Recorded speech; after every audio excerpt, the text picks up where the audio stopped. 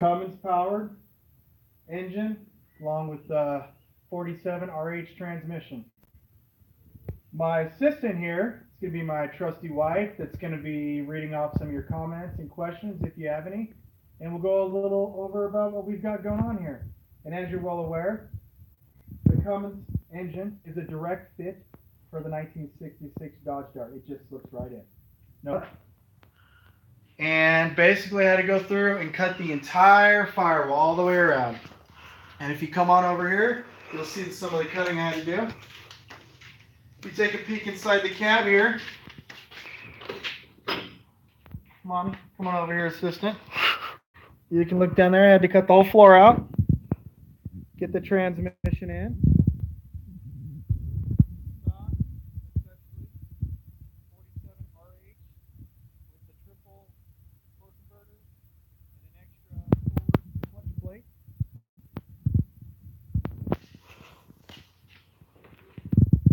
Now, obviously, this is not a stock engine.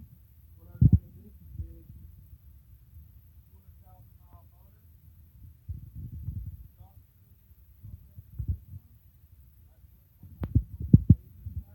2 delivery valve. I cleaned my barrel. I completely removed my fuel plate. I put 5,000 RPM balancing spring or governor spring so I can get this thing all the way up to 5,000 RPM before I defuel. What else have I done to it? I loosened up the spring on the return valve right here. I've got 100 horsepower fuel injectors to handle the boost, and we'll go over that in a minute. I've got 60-pound valve pressure here to handle the boost, so we don't actually push the valve open. I've got this thing, I've got the injector pump switched over to 24 degrees off the top dead center. Now let's talk about our turbo setup. We've got a stock on a Cummins. Basically, it's I believe it's a 19N red top Cummins. This is a CHT3B turbo that has been rebuilt. A lot of people don't like these. These are a 32 centimeter housing. Basically, there's two sections in this housing. Most people go to the 16 or the 18. What I've done to this guy is I've blocked off one whole section. I blocked off the back half. So basically, this thing will spool up twice as fast. I'm using the stock, I believe it's H17 stock turbocharger. The only thing I've done to it is the inside. I've ported it out a little bit so I get a little bit more flow and a little bit less exhaust temperature. And so basically, I flipped over the exhaust, got the stock turbo flipped around. Air comes out of here, goes around. Actually, let's just start from the beginning. So air comes in here. You might recognize this guy right here. This is a couple strainers. Where did you get the strainer from? Walmart. Whatever works, whatever goes. I've got probably between the tranny and the engine about $15 to $2,000 total. So I have a question. In the state that you lived in, can you drive this car with everything that you have on it in this state? Yes, so we're down here in Arizona. Arizona, where we live, there is no emissions. So California, you guys are screwed. You guys have a big law, protect the ozone layer. But basically out here, you can just about put anything in a car. If you look over here. All right, Joel, thanks for the question. We've got over here, we've got a 9-cylinder airplane engine, radial engine. I didn't know we were going there. This is just a side note that's going to go in one of my projects. So yeah, Arizona, we can put whatever we want in a car. All right, let's get back over to the car here. Yeah. So, stock VHT3B turbo. Air comes in, comes around, 3-inch aluminum, goes down, spins this turbo.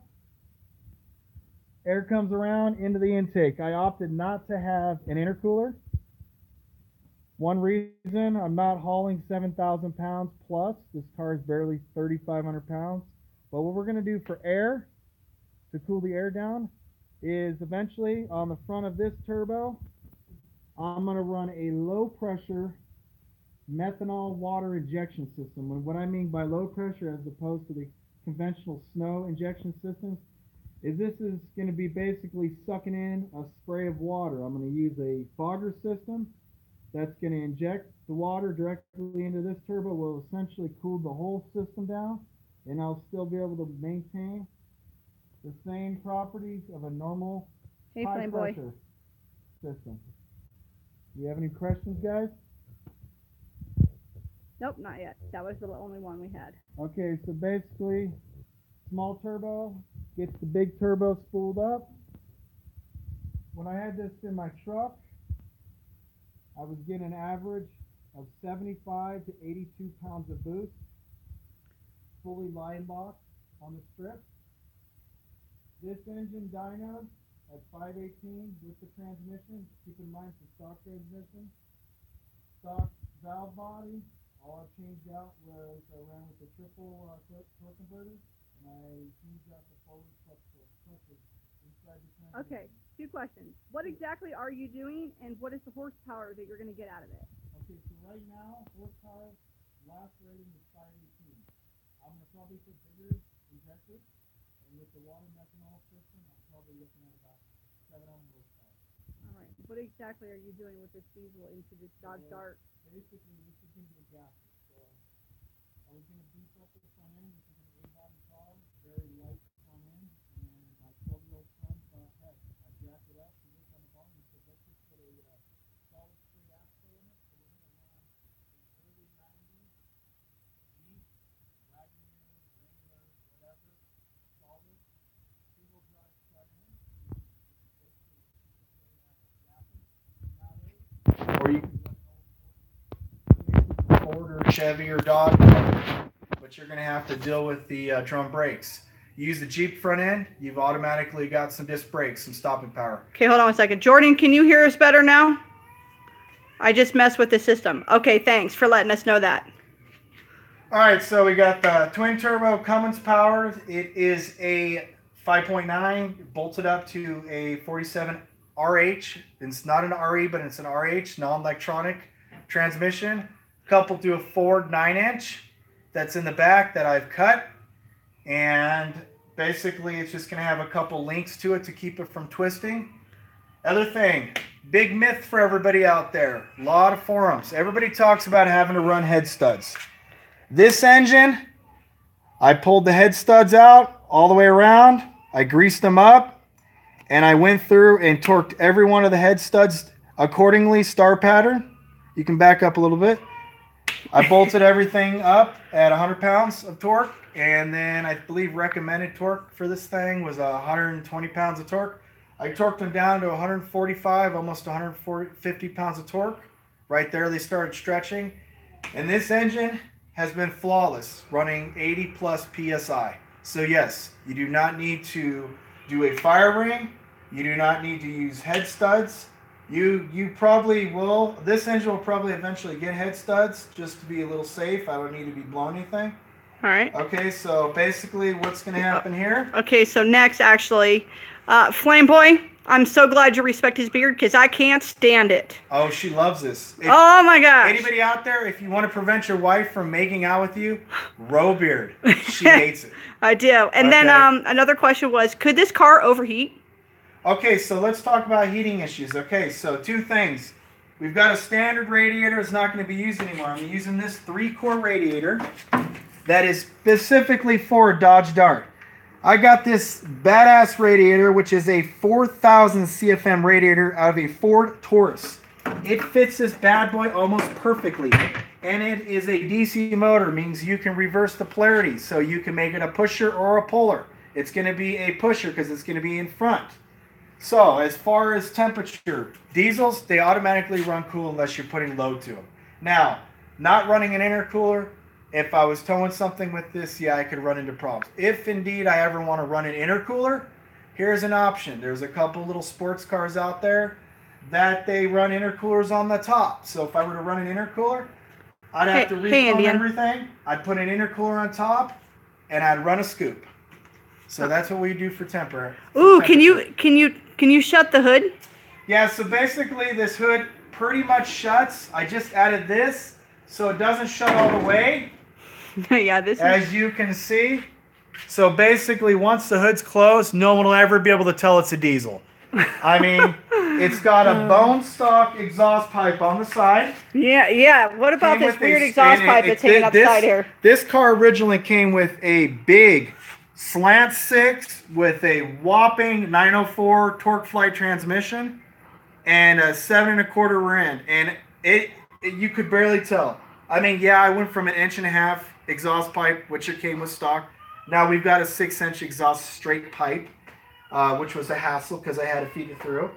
But other than that, it's been a pretty good project. Jordan, you're awesome. The patina. Yeah, the We're patina. gonna keep this all original. We're gonna put a clear coat on it. It's gonna get a 12-link, 1.5 inch chromoly roll cage. It's gonna get a frame reinforcements. I'm gonna put connecting frame work on the bottom and connect the front and back, because the difference between an A body and a B body, A bodies, they're subframe, B bodies are connected frames. So, okay. And the other thing about this car is it's a hardtop center post. Okay. Less torque to the body. Jordan wants to know, are you gonna do anything special with these tires? Are you gonna put any special tires on there? Can you Jordan, you hold that real quick? And, sure. Walk it around for a little bit. All right, Jordan. I'm not going to really be able to see what's going on here. Here, just do it this way, honey. Okay, so Jordan, we're going to look over here. Okay, so Jordan, tires, stock, front end. All of these are going to be cut out. We're going to be cutting the entire, and excuse us, we've got a baby that's screaming in the background. The whole front end's getting cut out. We're going to do a solid straight axle, and we're probably going to put some skinnies in the front. The back's going to get jacked up, and I'm going to go old school. The back's actually, I'm going to cut a nice curve around that, and I'm going to put some street slicks that are going to pop out, and the thing's going to be lifted all the way around. So far, it's working out. Everybody said it couldn't be done. You sure can fit a Cummins diesel inside of here. And basically, you can put as much boost as you want to these engines, and they are bulletproof. Okay, interior plans. Okay, so interior. Because I got a family, I've got a set of bench seats that are going to be in here, and a set of bench seats that are I'm going to keep it stock. I'm going to run a 5-point harness, and try and keep everything stock. Thank you. Okay. What about this? What is this thing right here? Okay, so you guys are probably familiar with Roadkill. We got our list of all of our parts and pieces we need to do, an estimated price range, because this is a budget build. So, yeah, I got my son chiming on right now. So, altogether, I'll probably have, let's see, I paid about $2,000 for the truck that this engine came out of. We got about $2,000 invested in the plumbing, the transmission, the engine, and everything. Paid $400 for the car with the title. I'm probably looking at about $5,000 or $6,000 total for a gasser with about 700 horsepower. And it's gonna be a load of fun. These Cummins engines, some people like them, some people hate them. But let me tell you guys, as a Mopar fan, and I know it's Cummins, and it's not made by Dodge. This is the only engine that they produce and put in light-duty trucks, heavy-duty trucks. They put these engines in generators. They put them in water pumps. They use these engines for everything. So Ford, Chevy, I give you guys, I'm not gonna give you guys any negatives. I love those engines too. I'm actually looking at buying a 7.3 to tinker with. Probably doing a P pump, 8-cylinder. Injection pump on a 7.3 to see if we could squeeze some horsepower out of it. But I was after budget build, and this is what we got right here. So. All right. Is there any more questions for anybody before we shut this video down? Thank you all for watching. I appreciate it and supporting us. Here, I'll get up close to this engine here. All TIG welded. Only 2 couplings I got in the whole air system is here and here. So these will not blow off. Everything's been TIG welded directly to the turbos. These are being pushed together by the 2 turbos, so we're not going to have any blow-offs here. Same thing goes for here. no blow-offs. And one of the things, I use just a basic heater that normally would go here. Was basically heater delete, like here, because the Cummins, they have heaters for startup. Okay. I got a heater delete, which basically is a spacer, and I cut it down to fit my needs, and I use some longer bolts. Okay, so we have two questions. Shoot. What gave you the idea of the car? Okay, so I had the Cummins. I bought it. I did a budget build. I want to see how much horsepower I could get for cheap. Drove this truck all over. Had 7,000 pound dually. I thought, hell, you know, this thing, I've got all this horsepower and it's just a truck. Okay, how fun is that? It's not very much fun. I was on Craigslist one day surfing and I found this dart. And I thought, you know what, I wonder if I could squeeze it in there. Everybody said it couldn't be done. Well, it could be done. So basically I'm going to have a bitchin' gasser / dieseler. One of a kind. There's a few Mopars that are running these engines around, but you know what? We all like to be different. Love Sister Happy. So, also, what is your max budget on this? I really don't have one. I guess when you come to a max budget, I'm gonna have to talk to my wife about that one because I hit max budget when I first bought lug nuts for this thing. So yeah, she basically controls that one right there. So you have a 2016 Charger. Do you do anything to it? No, I don't have. Not you. I'm sorry, Jordan.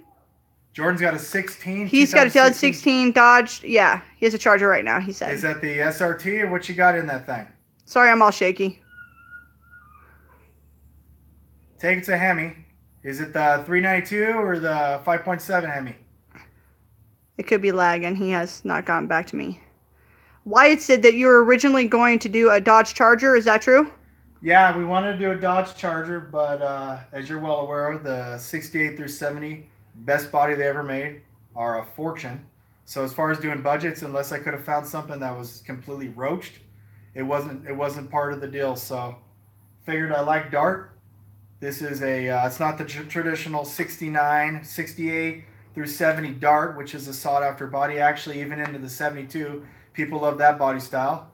My first car was a 72 Plymouth Valiant, which is essentially a Dart.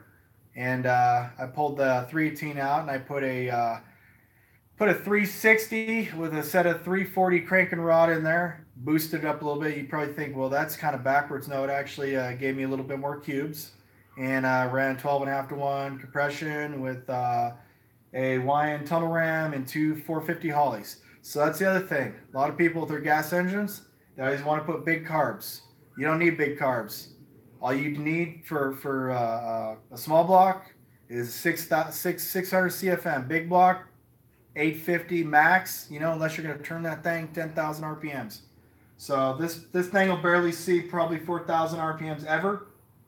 And fuel delivery, obviously, for a diesel is a lot different. It's this system's a pop-off delivery system as opposed to new electronic ones. This gets boosted fuel into there, and once it reaches its pop-off pressure, it pops off, injects it into the system. Do we have any other questions, guys? Nope. Jordan said he has a base model. Jordan, we'll definitely go check you out. Thank you for asking all sorts of questions and stuff. So he showed you one of the projects, which is the radial engine, which we'll get into on another video. Yeah. Then we have my son, who is actually on right now. This is a 6-wheeler. You can see it on Wyatt's garage, and he's been working on that, my 12-year-old. So go check that out, and we'll have there's some videos on that. That's about it. So Thank you for tuning in. You guys have a Mopar day.